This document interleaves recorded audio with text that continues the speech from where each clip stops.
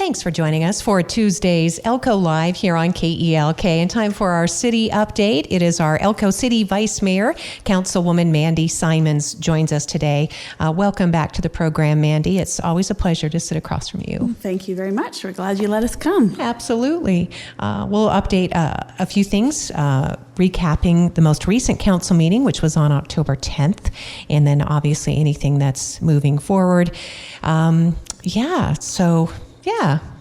of a start to, I know, we're both sort of, it's, when you're parents, sometimes you worry about things. We do worry about things. And anytime we hear news of any of our children in our community, it deeply saddens us. And so obviously there's, a story that some Elko High School students and parents and families already know about, but tragically a student was lost in an accident. So that word is getting out. So. Yeah, they did send out a robocall to all the parents of students over there, and just our hearts just break for that poor family.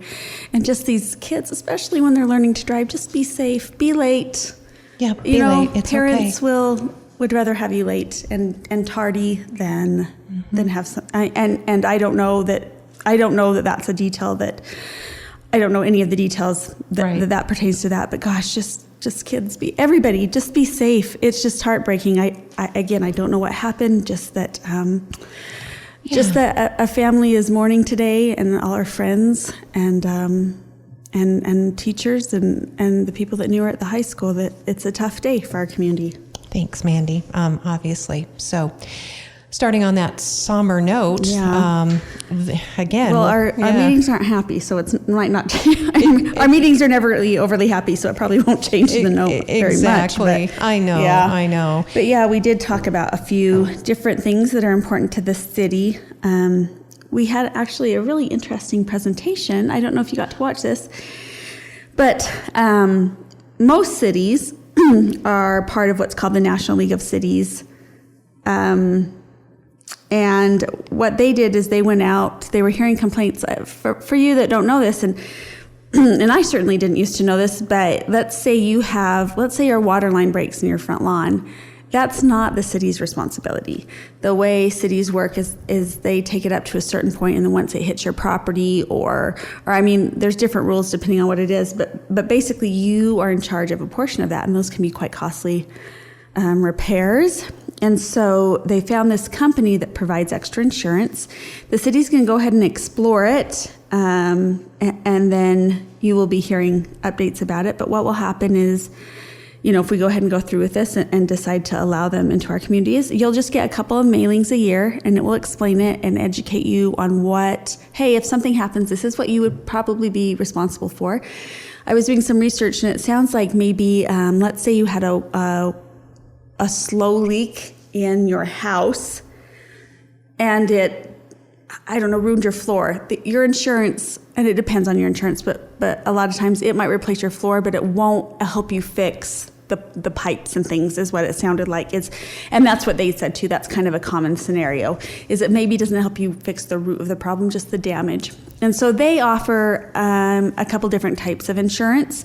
They were all, and I didn't bring a flyer, but I would say in the $20 to $40. Well, no, even some less of them might be the teen. Yeah, I don't know if you saw that, but there was three options. One basically for your outside sewer, one for your outside water, and then one for additional insurance for kind of inside your house. And so people could choose none. They could choose all three. They could just choose one or two, whatever they think. But just, those repairs can be quite expensive. And so these are insurances where they'll pay up to a certain amount for each incident, I guess, that happens. And so just know that in the future, you might be getting some mailers. You're not obligated to do any of this. But if we do partner with them, that insurance, it just kind of gives them permission to give out mailers and information, and the city has to approve everything that goes out. It's just an option, because it's really sad for our department. Something's going on and they figure out what it is, and they have to go to the house owners and be like, hey, this is happening. It's probably going to be quite expensive, and this is not on our portion. This is on your portion. And they understand that people don't necessarily have money laying around to make it. So it's heartbreaking for them. They don't love having to tell people that, and they get it. And so we just feel like at least we can make sure that this is offered to our citizens. Again, if you don't want it, it's not, you don't have to do anything. You don't have to opt out. But if you do want it, it will be available to you. It actually sounded like a good program. The National League of Cities has kind of vetted it. And so, there's multiple programs in the nation that did this, but they kind of vetted it and wanted to partner with them. There was an option where you can charge the citizens a little more, and then the city gets a kickback. And it didn't sound like a horrible idea. Some of the cities use that then to help people that can't pay. And it sounded like a great program, but we kind of decided we just want to keep the rates as low as possible. So we're not going to explore that option. We're just going to, the cheapest it can be for them. If they want it, great. The city doesn't need any kickback. So I thought it was a great idea. Mm-hmm. So we've just started that process. And just so you know, I got a postcard in the mail like within a couple of days of the council meeting. Oh, did you? So I took my postcard to Kelly Woldridge, the city clerk, and said, hey, is this the same company that the council was talking about? And she said, well, I better research that. So again, buyer beware. Just because you get a postcard in the mail doesn't mean it's the same. That's true. Yeah, Home Serve Solutions for municipalities and homeowners, Serve Line Protection Program. Yeah, SERVLINE. If you ever have questions, you can always call down to City Hall. Yeah, please do before you subscribe to anything. They would be happier. But the city, the sewer, the water department, each year they have a lot of service calls where, they have to explain to the homeowners that they'll have to hire a plumber to fix that. Because people just don't necessarily know that in some situations obviously if it's out in the middle of the street, that's not yours. But at some point it does become your responsibility. And so this protection just helps kind of cover the costs of high water bills due to leaks. And they would just go ahead and purchase it. It's not actually through the city. You would purchase it through the Home Serve to get those benefits. Again, completely optional. But that is something that we decided to go ahead and kind of move forward and look at a little more. And so in the future, you may be hearing a little more about that. That sounds great, Councilwoman Vice Mayor Mandy Simons. It will likely be back on the agenda, I think, where the city left it, right? So, absolutely. And like I said, anything that you receive in the mail or anything would have to be approved by the city. So we're not trying to fill your mailboxes with junk. Yeah. It would just be, 2 or 3 times a year, really. All right. And I did write it down. You know what? I did write this down. I was lying. It was way less expensive than I thought. So it looks like I didn't write down which option, but one of the options was $7.25. One was $5.25. One was $9.49. I just added it up. So if you got all three, it would be $21.99 a month. And so maybe that's where I got the 20 from. But so if that's something that you're interested in, I just flipped the page in my notes. And there it was. And there it was. And it's actually, especially if you live in the tree streets, any older section of the city of Elko, damage is likely to occur. Yeah, and it's interesting because, these pipes were put down and now we have very accurate ways of identifying where they are and keeping track of the condition of them, but that wasn't always the case. And so all of a sudden these leaks just pop up. I mean, there is technology. We could pay a huge amount of money and send little robots down each and every square inch of and to analyze and be more proactive, but it's so costly that cities just don't do that. It's just not an option within cities' budgets. And so the way we find out that there's a problem is something. There's a leak. Yeah, there's a leak. Mm-hmm.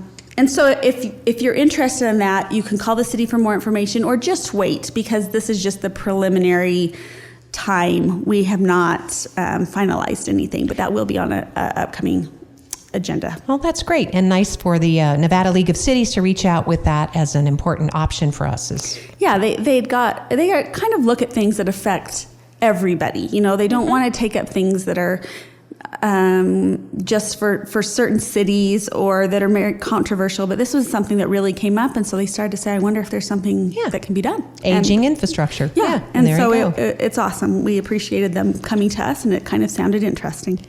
So we did get an update also last week's agenda on the nuisance property at 837 Idaho Street. Some people have very strong opinions about it, on the council and the community. And Councilwoman, I think that, you're to be complimented because I think you are trying to, be somewhat neutral, understanding the concerns, but at the same time recognizing there's a due process to all this. Well, yeah, and we don't want this kind of thing in our city for sure, but at the same time, the owners going forward with the process and getting it turned into something that can be a positive part of our city is the best option. I mean, that's in my opinion, and I think generally everybody's opinion, that's probably option A that we would choose. But if that's not happening, then we might have to step in. So we would love to work with them and cut them some slack. For example, one of our requirements was that they had a security services that are licensed in the state of Nevada. Well, it turns out that there's not a lot of licensed security services that have any personnel in Elko, and getting them licensed can take some time. And so they did request that we look at that. So we're kind of stepping back and taking a look at that. What do they have? Is it working? We did hear a report that the calls that the police have been getting have gone down since they've kind of started trying to make sure people are removed that shouldn't be there. But then we're also getting reports that their water is behind again and about to be shut off. And neighbors are still saying, oh, that fence not secure. People are going in and out all the time. And so we're hoping it's at least slightly moving in the right direction. The owners were not at our meeting and they didn't call in. And so that's frustrating because we feel like maybe this isn't a priority for them, and it certainly is for us. So it sounds like we might be seeing a little bit of movement in the right direction, but we are watching it very, very carefully. And it will be back on our next it's probably going to be on every agenda for quite some time, but we will continue to get updates. Right, that'll be on the 24th, next Tuesday's City Council agenda. You did make that motion, Mandy, so people understand. And so it's to come back with some possible means, maybe, teeth, if you will, some sort of something to inspire them to motion, if possible. Right, exactly. And so, hey, does the city need to put up better fencing and send you the bill? Is that an option? And obviously the legal team will look at all of that because I don't know what we can and cannot do as far as the law goes, but we just want to know what our options are. Basically, we don't want to keep kicking this down, kicking the can down the street. We want to deal with it as soon as possible. And maybe they'll pop up at the next meeting and say, hey, all this is fixed. They did order cameras, and then when they got there, I guess they realized it didn't have enough storage because we asked that it be able to hold 30 days. And so they did get that updated, and hopefully by now the cameras I think by Friday they were going to be installed. And so some progress has been made, and we hope that a lot more progress is made, and we will hear more about that at the next meeting. All right. Thanks, Mandy, for the update, and is an ongoing agenda item and concern for the community. Yes. And we'll all be anxious to see, what the future of the property holds. The property owner out of state has suggested that, he would like to create some transitional type housing, and he's done that successfully apparently in Utah, but it's... Yeah, and then, every once in a while you hear a rumor that, no, they're just going to do like a normal hotel or parcel. So I'm not quite sure where that will end up, but we would love it to be something. Yes. Something with just an eyesore. Yes. Yeah. So moving on, if we're picking items on the agenda, that may be, how about talking about Great Basin Children's Advocacy Center? Yeah, so that is apparently kind of up and running. A soft opening. Yeah, soft opening. So they've kind of got that going. And for those of you who haven't been following this, when kids are victims of certain crimes and abuse, it's quite the process. Quite often it might go something like this. A teacher notices something different, physical or emotional or behavioral, and maybe they confess to the teacher that X, Y, and Z has been happening at home. And so then they'll maybe go to the school counselor, and then maybe they'll bring in the school resource officer, and then they go down and talk to a lawyer, and then they talk to, and the child has just repeat this horrible story over and over again. And so then they have to get quite often medical exams, and sometimes people licensed to do certain types of medical exams might not be in Elko, and all these things that's part of the process that they go through. So some cities have a facility like this, and we wanted one. It's really serving a lot of rural Nevada, not just Elko County, but just a one-stop shop where kids can go and talk to somebody. And I can't remember if they said that's just recorded so that they can continue to watch it or how they do that, but they're not going to have to tell their story 12 times. And if they need medical care, they can get it right there. And if they need a stuffed animal to make them feel better, they've got that. And if they need, whatever they need to get through this and get them out of a horrible situation, it's going to be at this new facility, which was built not by us, but it was built on the old police station property, which was an amazing purpose for that little piece of property. Like, I can't think of a better thing. So that is done. For those of you that have been watching it been built, it's pretty well done. They've got the nice grass in, and they've kind of had a soft opening where they can start using the facility. I haven't toured it yet. My husband and I want to go together, and he's out of town for a few days. So we want to go, and it's not a tourist attraction, but they've kind of said, hey, because the city helped, they could kind of discreetly take us in and kind of show us around and see. It's not like generally open to have the public wander around. This is for those kids in those situations to get what they needed.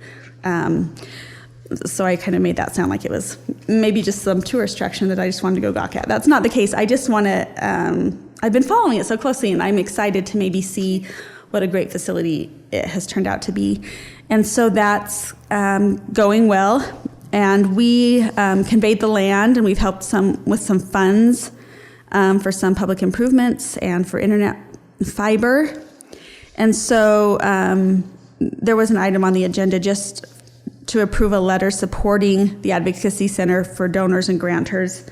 They have to demonstrate the need and benefit of contributions and things. And so there was just it was on the consent agenda actually, and just a little letter that we needed to approve. But for those of you that just drive by and see, it's a nice place where kids can get what they need in some really terrible circumstances in their life. And so just a shout out to Tyler Ingram. I know he kind of here spearheaded it. I know that he didn't do it all by himself. There's lots of people involved, and he's always quick to say that.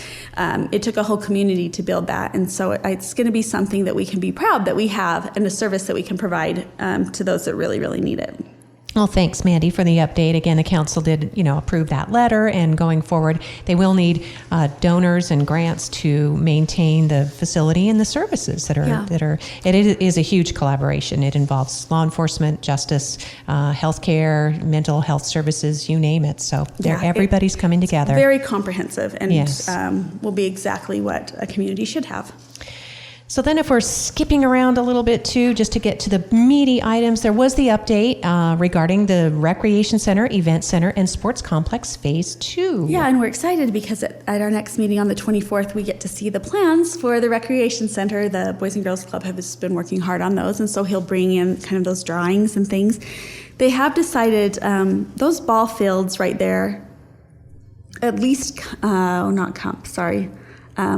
Yes, I'm sorry. There's some problems because some federal dollars were taken a very, very long time ago to help with a small part of it. And because of that, you have to kind of go through a process if you're ever going to change the use of that. And so it's a lengthy process and would take a long time. And as we all know, we need a pool ASAP. And so they've really tried to look at other locations for both the event center and the recreational center. I have not been told exactly where they've decided the event center will be held. I think that they're probably going to announce those new locations on the 24th. But they're looking at just right behind our current pool. They are going to start building the new pool, the new recreation center, and they're going to try very hard to do it in a way that we can keep the old pool limping along for as long as it's able, at least, and they can hopefully and then they'll eventually take over that land as well. And I don't know if they're going to try to keep the pool building and use it for other uses, maybe fill in the pool part and use it, or if they're going to tear it. I don't know. Ooh, sorry. I'm just talking with my hands and hitting the microphone. But they'll, I'm sure, tell us more on the 24th. But they're thinking that they can at least get a new pool up and running before having to close the old pool. If our sweet old pool stays operational until that time, we're doing what we can to keep it limping along. I think the plan is to break ground in the spring, and then, build it as quickly as possible and get that up and running.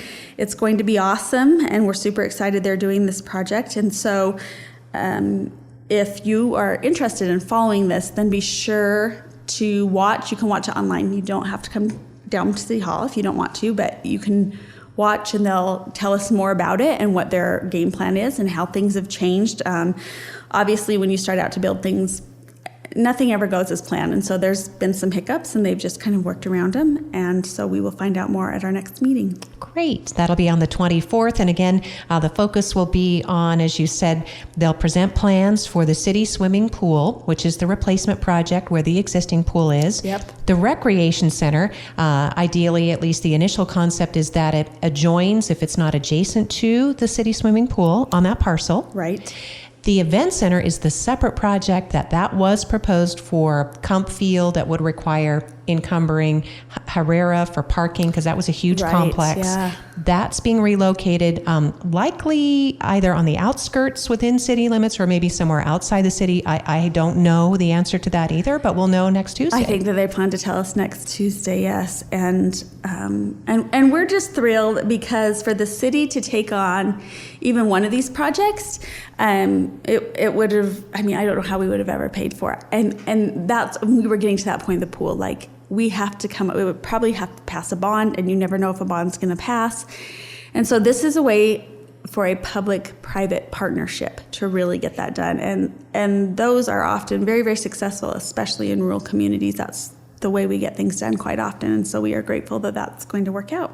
All right. And so for those listening that were curious about what's happening with Kump Fields and then the Herrera complex, those will continue to exist. They will not be built on. That is, as you mentioned, the reason the one field is protected is because of the encumbrances you described that date back to the 1970s that preserve open space. Right. It's really hard to undo that, and so that's not likely to happen. Simply the Kump Fields, I believe, and those, there was a lot of discussion about the school district using those for the high school fields. Right. There were definitely reasons why the Kump Field should just stay.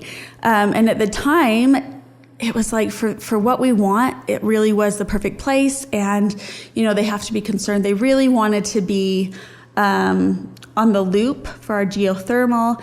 And I think that they've had to, and they didn't really see another way around it, I don't think, but I think that they've really been forced to say, okay, well, plan B, what can it be? And we'll find out what it is. And then Clubs Director Rusty Barr presented Tuesday, and he did say, the fact is that by relocating an event center to some sprawling acres, then they aren't landlocked. They can grow a proper facility that has lots of amenities. Yeah, and so I'm not on that board. I don't know what the discussion was, but there's always pros and cons, and apparently they have weighed those and decided that maybe another location would suit better. All right. We'll all find out as a community during the Tuesday, October 24th meeting when the Boys and Girls Clubs presents the latest round and proposal. And then in the meantime, the city does have, the direction and ownership over the sports complex phase 2. That's still considered tabled for now. Yeah, we're laying on hold. Kind of on hold. We're not sure how much we're going to be involved for different things with this public-private partnership, and so we need to just see what's going on with those and some other projects before we decide about phase 2 of the sports complex. And it's important to note, too, that we do have a city recreation advisory board. Citizens serve on that. I think you served on that, right? Or did you? No, I didn't serve on that. I've been the lead. Well, I have been the, I think, second. On that. But yeah, they do, just like all of our volunteer boards, they they really vet things for us, and it's a wonderful Yeah, and a lot of communities are going to these public-private partnerships, as you mentioned, just because, for one thing, construction costs are astronomical anymore, and especially in areas like Elko where we're isolated geographically, so that adds to the cost. Right, yeah. Prevailing wage is an issue. Prevailing wage, and the Boys and Girls Club, because of the type of entity they are, prevailing wage alone will save them tens of thousands of dollars. And so it's just more feasible for them. The city has a lot of rules and regulations and guidelines and things that we have to do that other organizations don't. And so sometimes it's just easier and cheaper and better for the community as a whole if somebody else does it. And so we're grateful that they were there to kind of pick up the baton. Yep. So Boys and Girls Clubs has been able to, as you said, pick up the baton on a lot of the sports amenities and the different recreation opportunities for Elko residents. Yeah. So moving on to, let's see, that was, is there anything else that jumps out on your agenda? There was not tons more. I will say that we did get some new employees. If you are looking for a job, be sure to always check the city website, because I know that we do still have a few positions that we would like to be filled. And so we, if that's a position you're in, please continue to check and make sure that we might have a spot for you that would just be perfect for you. There was one other thing that I was just going to tell you. Our next meeting also, we're going to be talking about the Flight Alliance and the revenue guarantee that the city and then now the county has jumped in to help us with that. For those of you that haven't been following it, in order to have airlines at some of these smaller airports, the system that has happened in the industry, this is not unique to Elko, is that they kind of require a revenue guarantee saying, hey, if we make this much money, great. If we don't, you need to make up whatever we're lacking. And so in order to maintain and guarantee that this community does have some sort of air service, that's the position that we find ourselves in. And it just is. Again, this isn't the airline's fault. It's not our fault. This is the situation that a lot of communities with lots of different partnerships with lots of different airlines have found themselves in. And so that's going to be something that we talk about. December 1st, we will be flying a slightly bigger plane in and out of Elko. And so we need to hopefully fill those seats. The more people that fly in and out, the better our service will get. If there's a need, they're happy to come here. If they're going to make money, they're happy to come here, right? But we're a smaller community, and so it's sometimes harder for us to fill these bigger planes. So I just tell people, especially when we fly as a family, it's often much cheaper for us to drive to Salt Lake. But not always. I've had people tell me, I checked and it was $24 more, or just some weird circumstances, or even cheaper. And sometimes if it's just one or two people flying, it might be worth it, even if it is a little more, to not have to drive the 3 hours. So I just encourage everybody, when you're flying, just check. If it makes it out of your budget, we get it. But it might not, and it might be more convenient for you. So just check that. I know that we will be flying a bigger plane in and out of our airport starting December 1st. And then the other thing that I was going to mention, and I might have lost it and just be, maybe I'm just in La La Land for a moment. Oh, I was just going to say that we've had a couple different minds come and give us kind of updates about what's going on over the past couple months. And so it was on the a consent agenda to approve letters just supporting Nevada Gold Mines, Gold Rush, and Robertson projects in Lander and Eureka County.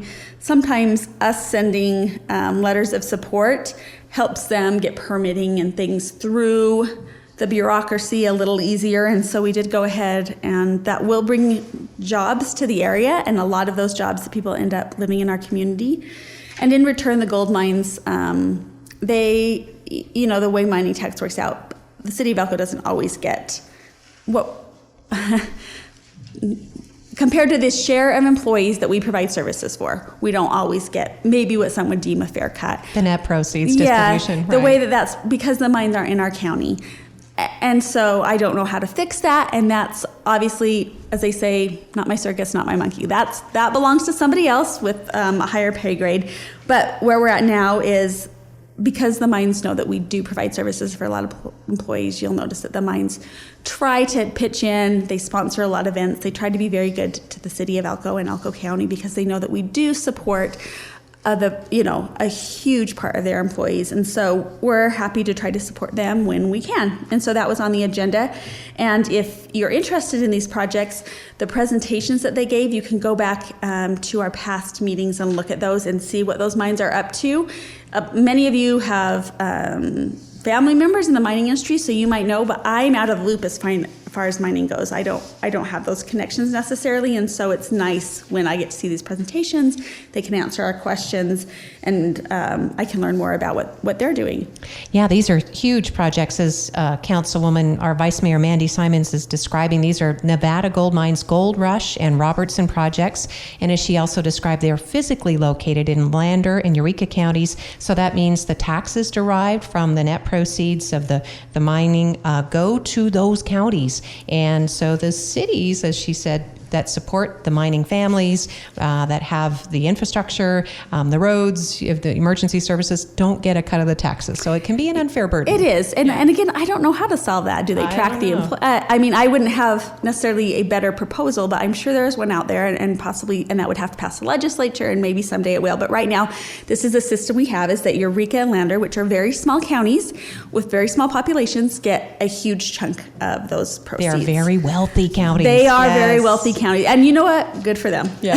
Like if I were sitting on city council in their county, I would be thrilled. So I'm not begrudging them anything, but we do provide many of those resources that you listed for probably most of their workforce. And so again, the mines do try to, they know that. They're aware of that, and they try to pitch in where they can and be good to us. And so these projects will bring in more employees, and business is growing, and it's a good thing. We're grateful that is happening. Oh, yeah. We are poised for more growth. And we'll find out more, obviously, in ongoing programs and discussions. Mandy, thank you so much for being here. There's a bye today. No city council meeting. So no city council. Yeah, I'm off the hook for this evening. For this evening. Thank you again for joining us for the radio show. And we appreciate listeners for joining us for another update here on Elko Live today on KELK. Thank you, Councilwoman. Thank you.